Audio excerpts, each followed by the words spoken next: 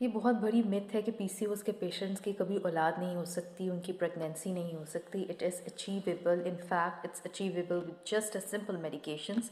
क्लोमेड और लेट्रोजोल के नाम से बहुत सी मेडिकेशंस हम दे सकते हैं।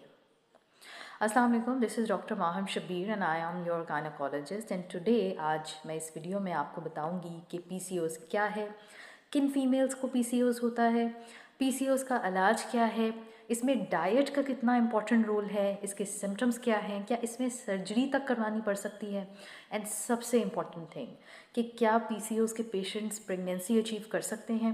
तो सबसे पहले मैं आपको बहुत ही आसान लफ्ज़ों में सारी वीडियो बनाऊंगी। वीडियो को एंड तक देखना है आपने, और आपने मेरे चैनल को भी सब्सक्राइब करना है और बेल आइकॉन को भी प्रेस करना है।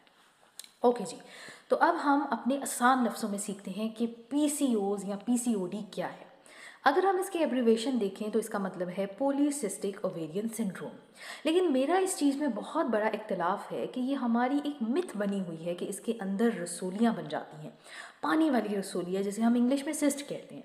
मैं हमेशा कहती हूँ कि पीसीओज में रसोलियाँ नहीं बल्कि फॉलिकल्स बनते हैं। ठीक है, तो इस मिथ को बहुत पहले हमें क्लियर करना चाहिए कि ज़रूरी भी नहीं कि हर पीसीओएस के पेशेंट में रसोली हो। ठीक है, अब पॉलीसिस्टिक ओवेरियन सिंड्रोम के नाम से तो हमने वाकफियत हासिल कर ली।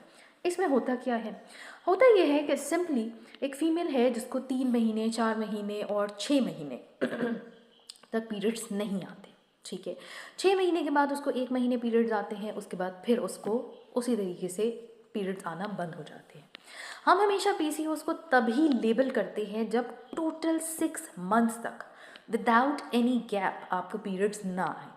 अगर 3 महीने ना आए तो हम कह सकते हैं कि अच्छा ये बॉर्डर लाइन पीसीओएस है, या ये डायग्नोज हो सकता है, या ये पेशेंट पीसीओएस की तरफ बहुत तेज़ी से जा रहा है, लेकिन हम उसको पीसीओएस नहीं कहेंगे।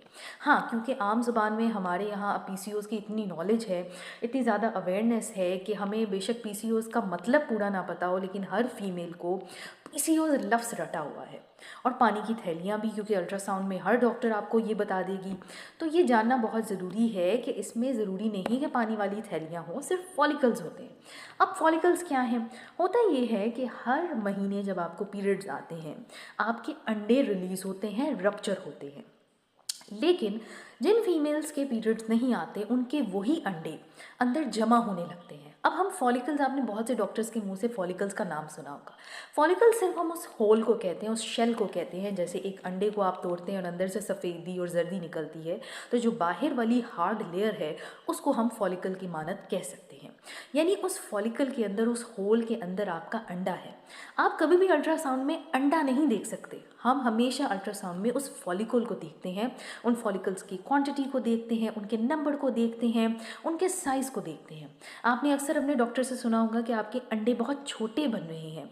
हकीकतन वो अंडे को नहीं देख रही होती, बल्कि वो फॉलिकल्स को देख रही होती हैं, और फॉलिकल के साइज़ से आपको बताती हैं कि आपके अंडे बहुत छोटे बन रहे हैं।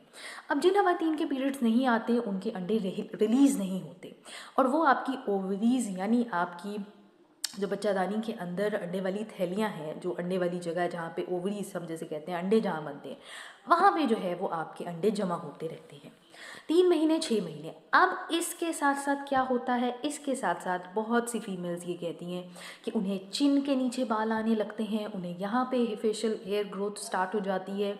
इसके अलावा उन्हें एक ज़बरदस्त किस्म की एक्नी स्टार्ट होती है।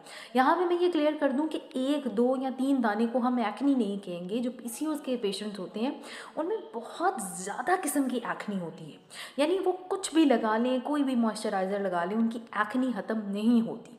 और बाज़ औक़ात सिर्फ पेशेंट इन 2 सिम्टम्स के साथ हमारे पास आती हैं कि हमारी एक्नी नहीं जा रही। और जब हम पूछते हैं कि आपके पीरियड्स किस तरह के आते हैं, लेट आते हैं, जल्दी आते हैं, तो हमें उसका जवाब मिल जाता है कि उनके पीरियड्स बहुत इर्रेगुलर होते हैं।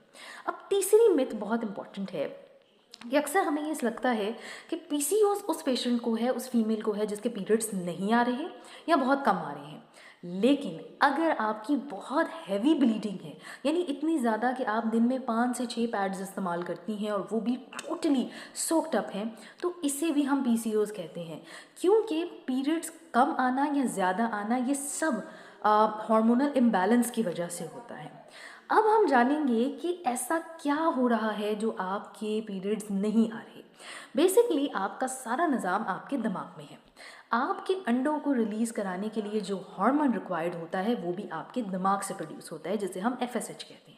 जब आप अपनी प्रेगनेंसी के सिलसिले में, इनफर्टिलिटी के सिलसिले में किसी डॉक्टर के पास जाती हैं तो यकीनन उन्होंने आपको FSH टेस्ट ज़रूर लिखा होता है। इसके अलावा AMH टेस्ट भी लिखा होता है, जिसमें हम देखते हैं कि आपकी सलाहियत कितनी है अंडा बनाने की, या आपके जो ब्रेन में वो हार्मोन है वो सही से काम कर रहा है या नहीं। अब जब आपको टैबलेट्स दी जाती हैं तो वो टैबलेट्स उसी हार्मोन को जाके स्टिमुलेट करता है, और उस स्टिमुलेशन की वजह से आपके अंडे रप्चर होना शुरू हो जाते हैं। अच्छा जी, अब ये हो गए सिम्टम, ठीक है जी। अब हमने देखना है जो सबसे इम्पॉर्टेंट क्वेश्चन है कि क्या PCOS के पेशेंट प्रेग्नेंट हो सकते हैं, और इसका जवाब है कि जी हाँ। सबसे पहले तो नेचुरली हो सकते हैं, दे कैन कंसीव नेचुरली, ठीक है। मेरे पास ऐसे बहुत से केसेस मैंने हॉस्पिटल में देखे हैं जिन फीमेल्स को पता ही नहीं होता कि उनको PCOS है, and they are having 2 babies. So it's a good news that PCOS patient can conceive naturally. लेकिन अब उन फीमेल्स में जिनमें नेचुरली कंसीव नहीं होने की एबिलिटी होती, उनमें क्या इलाज किया जाए? क्या इसके लिए कोई बहुत बड़ी सर्जरी करनी पड़ती है? क्या बहुत ज़्यादा दवाइयाँ खानी पड़ती हैं? क्या IVF करवाना पड़ता है? क्या IUI करवाना पड़ता है? So the answer is no. कई दफ़ा सिंपल अंडा बनाने की गोलियां दी जाती हैं क्लोमेड लेट्रोजोल के नाम से। इसमें मैंने एक वीडियो भी बनाई है, उसमें डिस्क्रिप्शन पे लिंक मैं ऊपर डाल भी दूंगी। आप क्लोमेड मेडिसिन किस तरह इस्तेमाल करते हैं वो भी मेरी वीडियो को जाके देख सकते हैं। अब अगेन द टॉपिक इज़ कि कई दफ़ा हम पॉलीसिस्टिक ओवेरियन सिंड्रोम की फ़ीमेल्स को अंडा बनाने वाली गोलियां देते हैं। उसका एक तरीकाकार होता है, जब हम उनको गोलियां शुरू करवाते हैं तो साथ साथ हम अल्ट्रासाउंड पे मॉनिटरिंग भी करते हैं कि उनके अंडे बन रहे हैं कि नहीं, कितने